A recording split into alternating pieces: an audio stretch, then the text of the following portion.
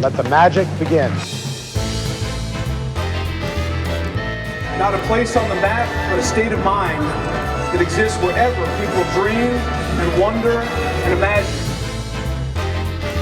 It's not so much a theme park as a state of mind, a Hollywood that never was and will always be. Ready when you are, CB!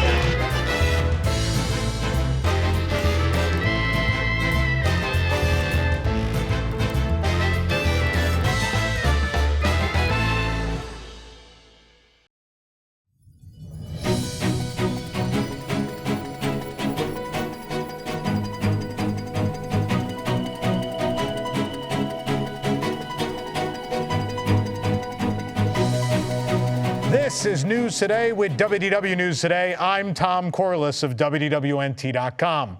Please like this video, subscribe, and hit the notifications bell to make sure you never miss the latest from the Disney theme parks all around the world. Here now the news for April 29th, 2024.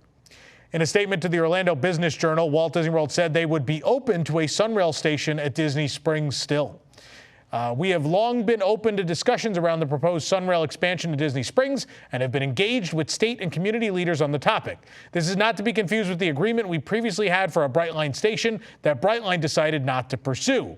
The planned route changed and the Disney Springs station was canceled, of course, in 2022. Universal Orlando Resort later announced plans for a SunRail station near Epic Universe and created a special tax district to fund the construction of the Sunshine Corridor, which connects the Miami-based Brightline and Central Florida SunRail. On April 25th, the Florida Department of Transportation presented cost and ridership estimates on the corridor. The presentation included a potential Disney Springs station, which would cost between $173 and $247 million to construct. The estimated total cost for the Sunshine Corridor is $4.78 billion.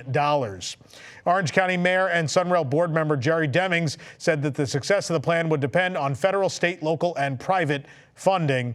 Yeah, I know a lot of people were upset when the Disney station got removed, and now we have a Disney station, and people are excited about this, and I think it's great. We not too long ago took the Brightline down to Miami, and it was super convenient and great, and highly recommend if you don't want to drive and fight traffic to and from Miami. So this would be great. We'll keep you updated on if it's going to happen or not. Employees of the 5 Disney Springs restaurants owned and operated by the Patina Restaurant Group announced plans to unionize Monday morning. This is the first campaign by subcontracted Disney Springs restaurant employees to create a union. Delaware North owns Patina Restaurant Group. The group operates Morimoto Asia, the Edison, Maria and Enzo's Ristorante, Enzo's Hideaway, and Pizza Ponte. At least at Disney Springs, they operate more beyond that. While some Walt Disney World restaurants are owned and operated by Disney, many are third-party. Employees of these subcontracted restaurants do not have the same union contract protections and job standards as cast members employed directly by Disney. At a press conference with Unite Here Local 737, the employees announced their intent to unionize due to their second-class working conditions and at the Disney Springs restaurants. They said 90% of the positions are considered part-time, and even though Delaware North requires full availability and employees are often made to work 5 days a week. They spoke about not receiving a living wage or being able to afford basic needs. The workers do not receive health care or paid time off either. 2 female employees mentioned supervisors harassing them with inappropriate comments, making them and other female employees feel unsafe. Local 737 has filed 2 unfair labor charges against Delaware North with the National Labor Relations Board. Representative Ana Escamani also spoke about Florida's high cost of living and low pay. She and other local leaders expressed their support of the union. Local 737 also represents Walt Disney World food and beverage cast members. This is not surprising. I have heard many horror stories out of Patina Group operated restaurants at the Walt Disney World Resort and beyond. And if enough of those stories are trickling to a Walt Disney World news site, I can't imagine how many there are beyond that. I don't blame the people working at the Patina restaurants because it sounds like it's a real something show over there. Not surprising at all to me. The first of the new Main Street U.S.A. cast member costumes have debuted at the Magic Kingdom. Cast members at the park entrance turnstiles were wearing the new look for the first time on April 28th of 2024. The new costumes were revealed back in March, and changes will roll out across all Main Street areas.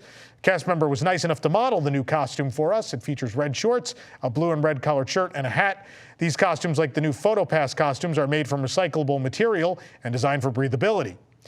Pictured here are the previous costumes, which are yellow and blue with red accents. Now, these are technically Main Street costumes. These don't look great, but the important thing to remember is the last costumes, while I think they were nice, didn't necessarily fit Main Street either. And I don't know that I necessarily consider the tap styles or turnstiles, whatever you want to call them, touch points, whatever. I don't know that I necessarily consider that Main Street. So while I don't like this costume, I'm not scared away yet. I'm worried about the other Main Street costumes, right? Those other costumes have been the same my whole life. They fit the area perfectly. They feel correct. I'm going to be very sad when they're gone. I hope the new ones look good in person. I'm concerned. I don't think they're great. Tiana's Bayou Adventure has been updated with a crop of new additions to the queue and attraction ahead of its opening. Starting off with the Tiana's Foods main entrance, the windows have gotten new green shutters, and they have a worn effect that matches the rest of the repurposed barn. To the left of the barn, it appears as though the staircase there is complete, and more light fixtures have also been installed on the left side of the building.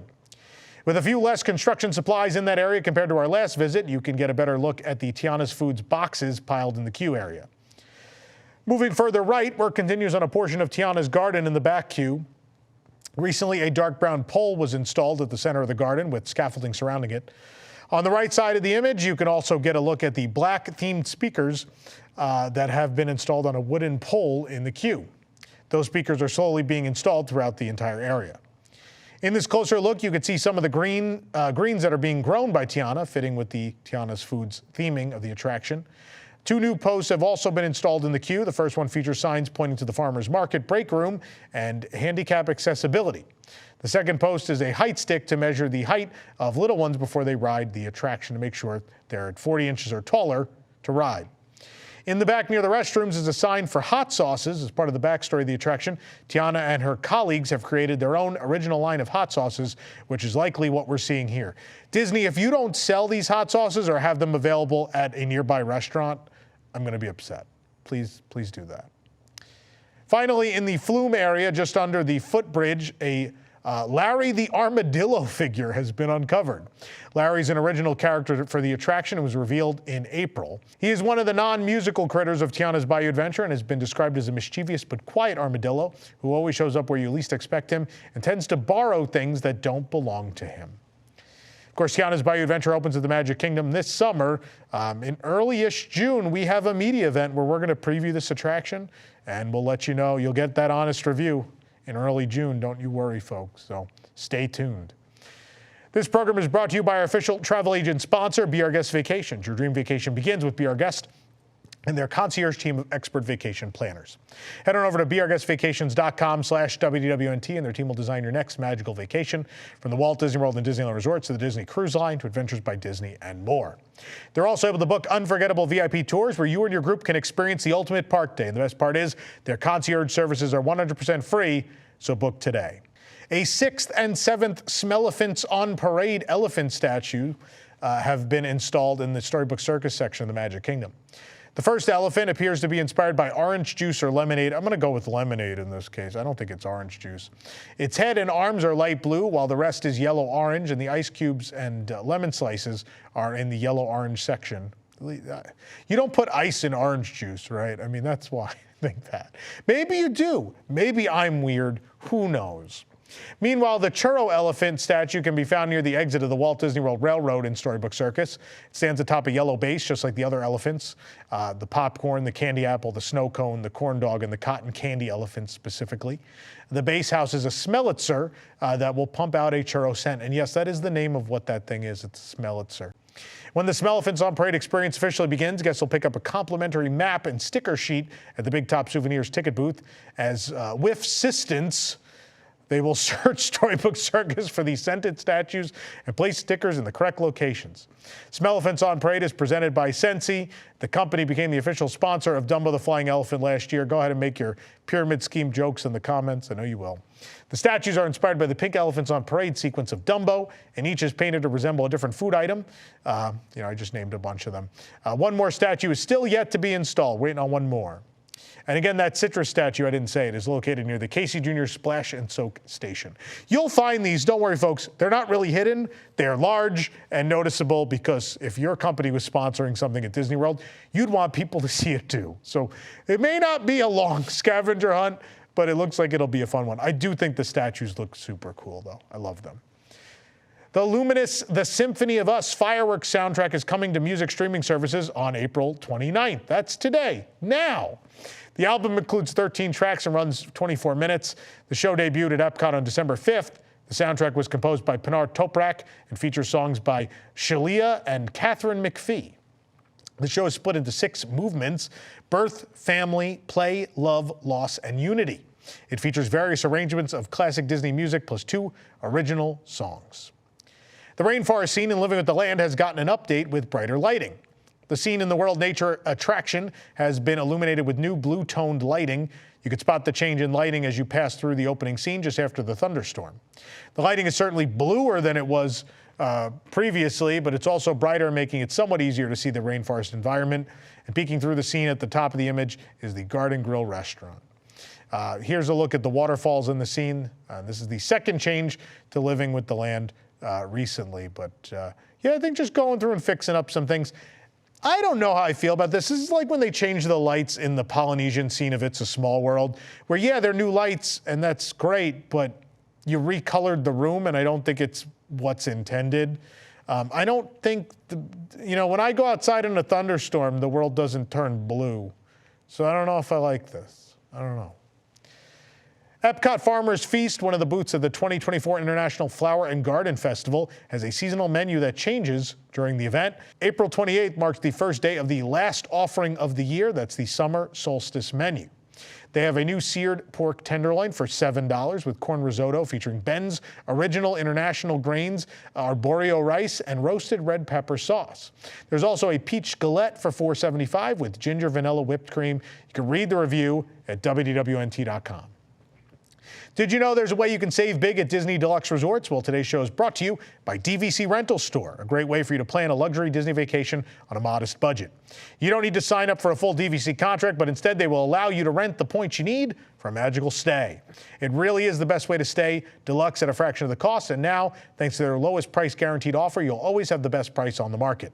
The rooms are discounted anywhere up to 75% off, and they have the largest member inventory for points, so there is a lot to choose from. You can search their availability for free right now, which is not something all companies offer. And if you do choose to book, they have a great cancellation policy and a low down payment. DVC Rental Store is the #1 DVC rental company in the United States, and one we've used many times. In fact, if you've ever watched a vacation club room tour on this channel, it probably was booked with them and probably booked with them before they were even a sponsor. So head into the description to check them out. A new 3 Caballeros plush set is available for purchase at EPCOT.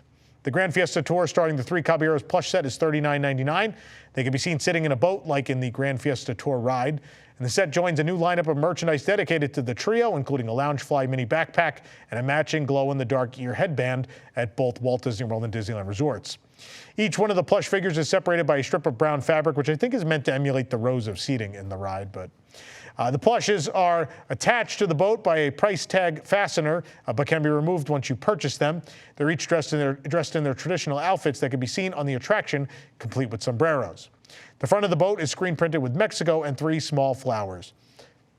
I want to quickly stop and say Disney Parks merchandise in the U.S. is slowly starting to figure it out, right? 3 Caballeros merchandise has been a fixture in Japan, not even so much the parks as the Japan Disney store. They have been killing it. This reminds me of the set that was released a year or 2 ago, and it's fantastic. This is great. This is what we want. You know, you see the Asian parks, even the ones that are owned and operated by Disney, doing great stuff. Just copy it. Just you own the brand. Just do it. It will sell here. More Asian park and Disney store inspired merchandise, please. They always hit the nail on the head. This stuff will sell here, I promise you. Walt Disney World has announced the dates for the first room refurbishment of Bay Lake Tower at Disney's Contemporary Resort. From September of 2024 to September 2025, room refurbishment work will take place in Bay Lake Tower. During this time, guests will see and hear construction work throughout the entire building. Disney previously indicated through planned Disney posts that the rooms would be refurbished. Bay Lake Tower is located next to the original Contemporary Resort Tower, along Bay Lake. The resort has 428 Disney Vacation Club villas. It opened in the summer of 2009. They've never touched these rooms since then. And after a 2019 test, Disney rethemed the regular rooms of the Contemporary to the Incredibles. Bay Lake Tower, of course, did not receive that treatment, and we are hopeful that it won't, because I think they ruined the Contemporary. I hate those rooms. What a downgrade. But man, Bay Lake Tower, I love the views from this building. I love staying at this building. These rooms were built during the economic downturn, and you could tell at the time. Like, the shelves always felt like they were going to fall off the wall. They're kind of this cheap faux wood, and I don't know, just some of the finishings always felt kind of junky. So I'm glad they're finally getting around to this, because the views from there are unbeatable, but the rooms I always thought could use a touch-up for sure. M-Mouse Mercantile at Disney's Gran Floridian Resort and Spa will close for refurbishment beginning in mid-May. The gift shop will be closed beginning on May 13th, and work will be completed in mid-July. Guests may see or hear refurbishment work around the resort at that time. Sandy Cove Gifts and Curiouser Clothiers will remain open, with M-Mouse Mercantile products moved to these shops in the meantime. Of course, the Grand Floridian has been undergoing a years-long refurbishment. Most recently, 1900 Park Fair reopened with an updated theme, new characters, and new menu. The resort lobby is still set to be remodeled soon, maybe even this year.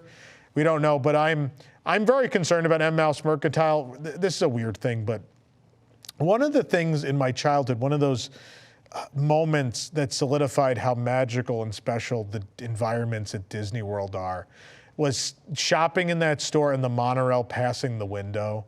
That's like one of my most vivid childhood memories. And so I'm sure the monorail will still be visible. They're not touching the windows, but I hope they don't take too much of the charm and the theme out of that store. I like it.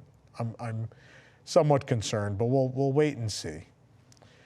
The water taxi service in the Disney Springs area, including the nearby resorts, is closed indefinitely due to low water levels. The Sassagoula River Cruise boat transportation, which runs between Disney Springs, Saratoga Springs Resort, Old Key West, and Disney's Port Orleans resorts, is currently unable to operate with their river levels at their current height.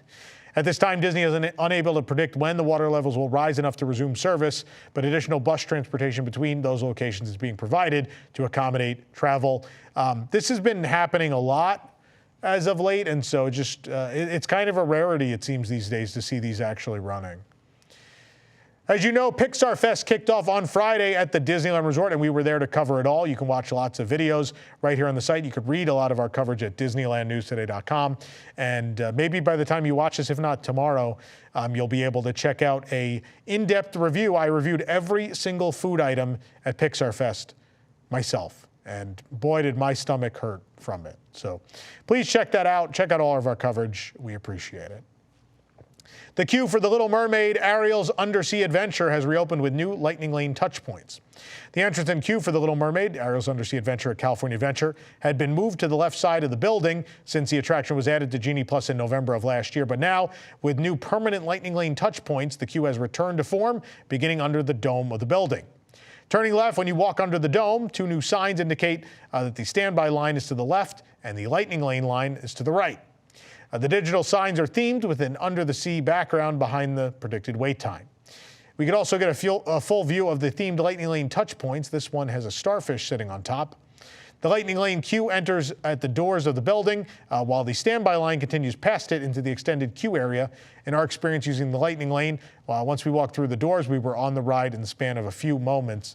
But obviously, this is not a ride that always gets super long waits. They've been longer now with Lightning Lane, but so maybe it's worth getting a Lightning Lane for it, but I don't know. The new Paseo, Centrico, and Tiendita dining venues at Downtown Disney District are now open. Construction walls came down earlier this week, giving us a first look at the new concepts. Centrico is a bar in the courtyard outside of Paseo. A wooden canopy featuring greenery covers the bar and seating area, and a short fence and concrete walls surround the venue. Centrico replaces the Uva bar, while Paseo replaces Catal. Along with Tiendita, a quick service location, the concepts by Chef Carlos Gaitan will bring Mexican fare to the district. Centrico serves tequila-based cocktails and Mexican cuisine, including quesadillas, chicken enchiladas, and, I don't know this one, Telyuda, an Oaxacan shareable dish with reminiscent of a pizza. Okay? And I'm sure someone will correct my pronunciation. Though the wooden canopy appears open between the wooden slats, don't worry, black shades are on top to provide more cover out there. And a light-up Centrico sign is above the bar. Tiendita is located next to Pele Soccer. This quick-service location offers street food staples like esquites, that's roasted corn, fish tacos, ice cream stuffed chocolate tacos, chorizo breakfast burritos, and chilaquiles. There are 3 self-ordering kiosks on the front of the counter. The self-ordering kiosks have large screens and credit card machines as well. The front of the counter is white with a light-up strip. Light-up Paseo signage is on the rounded marquee above that location. The Paseo menu includes colorful ceviches, Mama's Conchita Pibil, which is a roasted marinated pork, lamb barbacoa, and mussels as well. I won't try to say the Mexican word for mussels there because I'm going to butcher it. But anyway. For the absolute latest on all these stories and those that didn't make it into today's show, be sure to check WDWNT.com and follow us on all your favorite social media platforms. You can support the entire team behind this show and others by joining the WDWNT Interglobe Society at patreon.com/WDWNT. Get access to exclusive content, discounted show and event tickets, and more. A special shout out to all the WIGS members watching who make the show happen every week. For the worldwide leader in Disney Parks news, this is Tom Corliss saying, enjoy the rest of your today and have a great, big, beautiful tomorrow.